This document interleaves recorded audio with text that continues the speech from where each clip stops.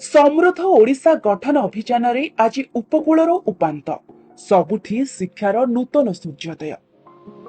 ବିଶେଷ କରି ଆମର ଜନଜାତି ଭାଇ ଭଉଣୀଙ୍କ ବିକାଶ ଓ ସେମାନଙ୍କ ପରବର୍ତ୍ତୀ ପିଢ଼ିକୁ ଶିକ୍ଷିତ କରିବା ଉପରେ ପ୍ରାଥମିକତା ଦେଉଛନ୍ତି ଆମ ସରକାର।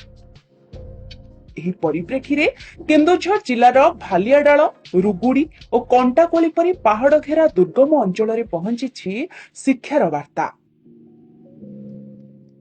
ଶିଶୁ ବାଟିକା କାର୍ଯ୍ୟକ୍ରମ ମାଧ୍ୟମରେ ପ୍ରତିଟି କୁନି ପିଲାଙ୍କୁ ଶିକ୍ଷାର ମୁଖ୍ୟ ସ୍ରୋତରେ ସାମିଲ କରିବା ପାଇଁ ଘର ଘର ବୁଲି ପ୍ରଦାନ କରାଯାଉଛି ସ୍ନେହଭରା ନିମନ୍ତ୍ରଣ ପତ୍ର।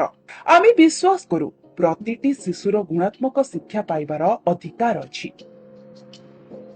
ଏହି କୋମଳମତୀ ଶିଶୁମାନଙ୍କ ଆଖିରେ ହିଁ ଲୁଚି ରହିଛି ବିକଶିତ ଓଡ଼ିଶାର ସ୍ୱପ୍ନ। ଆସନ୍ତୁ ଶିକ୍ଷାର ଏହି ମହାନ ଅଭିଯାନରେ ସାମିଲ ହୋଇ ଏକ ସଶକ୍ତ ଓ ସମୃଦ୍ଧ ସମାଜ ଗଠନରେ ସହଭାଗୀ ହେବା।